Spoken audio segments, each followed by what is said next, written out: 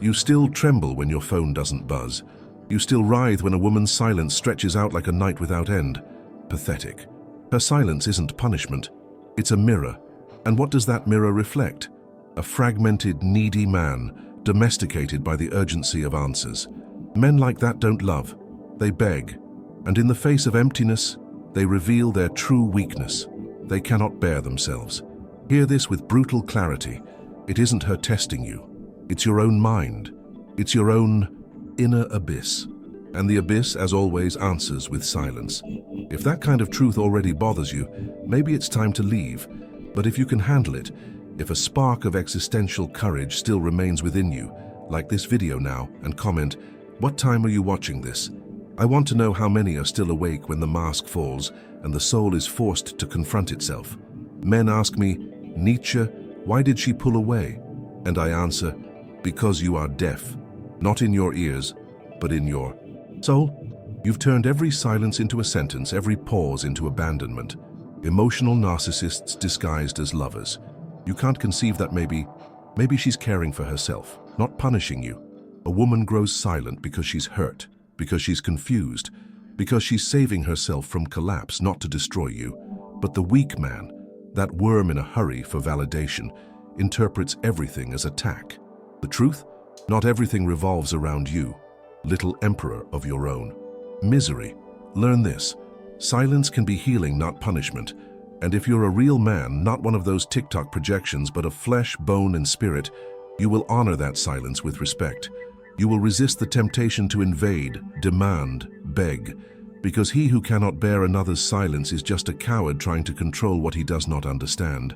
And love is not control. Love, my friend, is enduring absence without self-destruction. What do you do when silence appears? You go mad. You chase distractions, plunge into pornography, alcohol, short-term dopamine fixes. You cannot bear emptiness because emptiness reveals you. But hear this. Her silence is not a hole to be filled. It's an opportunity. Yes, opportunity. For what? To rebuild the empire you allowed to crumble while orbiting around someone who never was the center of your life, but whom you made so. Silence is not the end. It's the necessary interval between the fall and the ascent. Return to the mirror. Miserable creature. Look at the man you abandoned to please someone who never asked it of you. Rebuild your body, your focus, your projects, your discipline. You are not a dog waiting for crumbs of attention, or at least you shouldn't be. Want to know what I did when everything collapsed? I wrote, I created, I transcended, because there is no pain that a strong spirit cannot turn into a creative spark. But this demands something rare, discipline, and you confuse discipline with oppression, foolishness. Discipline is the only act of freedom left to modern man. You speak so much yet listen so little. You want explicit declarations, exact answers, but you can't interpret the obvious unspoken. Do you know what a woman's silence is? It's an ancestral language, older than any word, more brutal than any speech. Sometimes it's pain, sometimes it's exhaustion, sometimes it's merely the last breath before shipwreck. But the anxious man, he who confuses presence with possession, runs over silence with messages, voice notes, accusations, desperation, and in doing so he kills any chance of reconnection. Silence is not emptiness, it's sacred territory. Only those who respect it may enter. And if you're one of those who needs an immediate reply to feel you matter, then you amount to nothing. You are merely a reflection of your era, a time of dopamine, of urgency, of love measured by likes. But I, Nietzsche, tell you, if you want to be a man, truly a man, with an H for honor and not hysteria, learn to listen to what wasn't said, to endure the pause, to decipher absence. Silence is the final test before illumination, or the last warning before the fall. Have you ever thought of thanking her for her silence? Yes, thanking her, because while you whimpered in a corner, something inside you had the chance to be born. Chaos is fertile, but only for those unafraid to get stained with pain. Most of you do not rebirth. You recycle yourselves in pathetic cycles of neediness and attachment. But there are the rare few, nearly extinct, who see silence as an invitation to transcendence. They do not wait for her to return. They return to themselves. And that, my friends, is the beginning of all greatness. Let me speak to those who still have blood in their veins and not lukewarm milk. Silence is the warrior's womb. It is where the true self forms, without interference, without an audience, without distraction. You want answers, but I offer you a mirror. And in that mirror, what do you see? A mere project of a man or a self-creator. Those who cannot endure silence will never endure their own power, and that is why they surrender their souls to any woman who smiles at them out of pity. Freedom begins where the panic of being alone ends. You confuse masculinity with constant availability. You believe a man must always be ready to reply, to prove his worth like an emotional pet. But true masculinity does not react, it observes. It does not bow to the fear of loss, for it knows that anything held by chains is already dead. A strong man does not chase silence. He walks alongside it. He understands that it is not the absence of words that defines a relationship's value, but the steadiness with which one remains whole, even when there is no return. Real masculinity is measured not by the number of responses it elicits, but by the calm it sustains when everything seems to slip through the fingers. Let me paint for the emotionally blind. If a woman's silence destroys you, the problem was never her. It was the illusion you built around her. You turned her into the anchor of your identity, the source of your self-esteem, and now you're drowning with the ship you built. But there is a way out. Allow silence to clean this parasitic neediness from within you. Use this space to build an identity that does not depend on applause or external confirmations. Silence is like a desert. It kills the weak, but reveals the gods. And you, tell me honestly, are you willing to cross that desert? Or will you continue crawling after emotional crumbs, hoping someone will save you from your own lack of center? How many of you call love what is actually nothing more than emotional dependency dressed in romantic makeup? You say, I love her, so I can't bear her silence. A lie. What you cannot bear is losing control. It's the fact of no longer being the center of attention. And so, instead of going silent and learning from absence, you fill yourselves with noise, new conversations, cheap distractions, advice from equally empty friends. But the man who knows himself, who has walked through the hell of his own soul, does not fear another's silence. He honors it. He regards it as an oracle, because he knows that in that uncomfortable interval lies the secret of true freedom, the freedom not to need validation to feel whole. And to those who still mistake silence for disdain, a final lesson: the woman who falls silent may be trying not to hurt you with words. She may be trying to find herself in her own chaos. Or this you must accept, she may simply be leaving with dignity. The problem is that you demand theatrical endings, scandals, tears, screams. You're addicted to drama because you cannot bear the sound of reality. Sometimes love dies in silence, and all that remains is your reaction. What do you do with that emptiness? Do you beg? Do you play victim? Or do you rise, with your guts still exposed, and rebuild your world? The choice, my friend, has always been yours. But few have the courage to choose something other than crawling. Look around. We live in an era where men are taught to be useful, available, emotional servants to fragile loves and volatile desires. They have been castrated by the idea that their sensitivity must be offered in exchange for acceptance. They have become mirrors, holding up only what others expect of them, and when silence comes, they shatter like thin glass because they never built an inner core. But the man who decides at last to exist beyond other people's gaze not only survives silence, he transforms it into a temple. He sits with himself and asks, what part of me am I ignoring while I chase someone who falls silent? And the answer, when it comes, is already a revolution. Silence, my friends, is the gods' scream for those who have ears.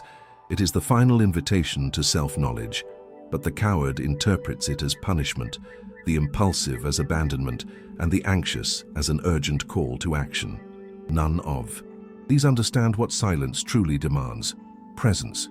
Presence with oneself, presence with pain, presence with raw reality. It is in that echoless space that the indestructible man is born.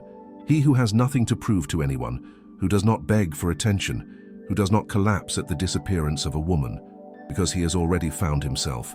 And he who has found himself, my friends, no longer loses himself in anyone else. But you, noise addicts, cannot endure the greatness of a pause. You need quick answers, constant notifications, words to fill the existential void you yourselves have cultivated. You are children of haste, of emotional immediacy, of affective pornography that turns every gesture into proof of affection, and that is why you fail. Because you do not understand that true power does not lie in conquering another, but in not losing yourself when another withdraws. A man who depends on feedback to exist is always on the brink of collapse. And it is not silence that destroys him. It is the very neediness that shouts louder than his dignity. When did you decide that you are only men if desired? Who convinced you that a woman's absence is a verdict on your worth? I say with contempt and compassion, this is emotional slavery dressed in romantic perfume, and the worst kind of captivity is the one you mistake for love. The free man, the one who forged his own soul with pain and courage, does not fear being ignored. He observes, he respects, he moves on, and if one day she returns, she will find a man more whole than the one who left. But if she does not, he will still be there, not waiting, but living, because life does not stop for those who choose to fall silent. You ask me, Nietzsche, how do I stop suffering from her silence? And I answer, by dying, not in body, but in ego. Die to that fragile identity, that self-image built on likes, that childish need to be the chosen one. Die to the notion that love must come packaged with immediate answers and eternal promises. Die, and then be reborn as masters of yourselves. The man who is reborn from silence is reborn dangerous. He has touched the bottom of the abyss and not gone mad. He has been ignored and not begged. He has lost everything and still stood. And now nothing dominates him, neither love nor absence nor fear. And to you, women who fall silent, I also leave a message. Silence is a sword, but it only cuts if the other is made of glass. If your silence is self-care, respect it. But if it is manipulation, cowardice, or emotional sadism, know that a whole man does not bleed from your absence. He understands, accepts, or moves on, but he does not shatter, because true love is not a test, and silence, to be worthy, must be honest. We have seen women use silence as power, but they forgot that a man who learns to love his own void no longer fears abandonment. He has learned to be his own home. Silence is a school, a brutal one, with no teacher, no blackboard, no grades, but daily tests. In it there is no audience for your pain, no immediate rewards. There is only you and what remains. And in that space where everything seems lost arises the ultimate question. Will you implode or become stone? Most implode. But the rare few, those who understand that what does not kill you sculpts you, those emerge from silence with colder eyes, firmer hearts, and clearer purpose. Those are the men I seek, not those who cry for not being heard, but those who have learned to listen to what no one dared to say.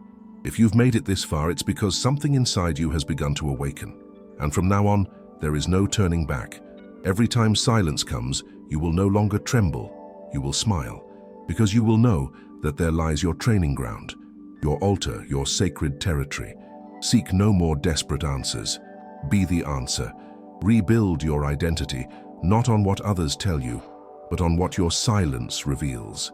And if this touched you, if something stirred within, subscribe to this channel, not out of obligation, but because there are still places where truth does not kneel before fragile sensitivity.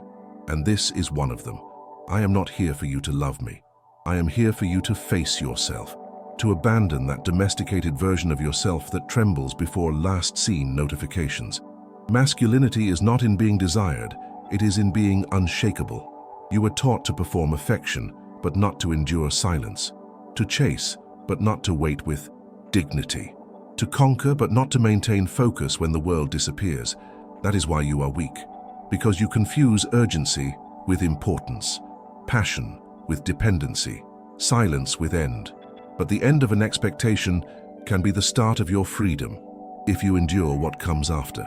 So here is my final piece of advice, or perhaps my last provocation. The next time silence arrives, do not react. Breathe, close your eyes, and give thanks. Give thanks for this rare chance to know yourself without the distractions of external affection. Because when silence no longer wounds you, nothing else will. And at that moment, my friend, you cease to be merely a man and begin to become a force. And forces do not beg, they remain. If this hit you, share it with others still kneeling before absent voices. There may still be time to awaken them, but if not, may silence consume them. I am done.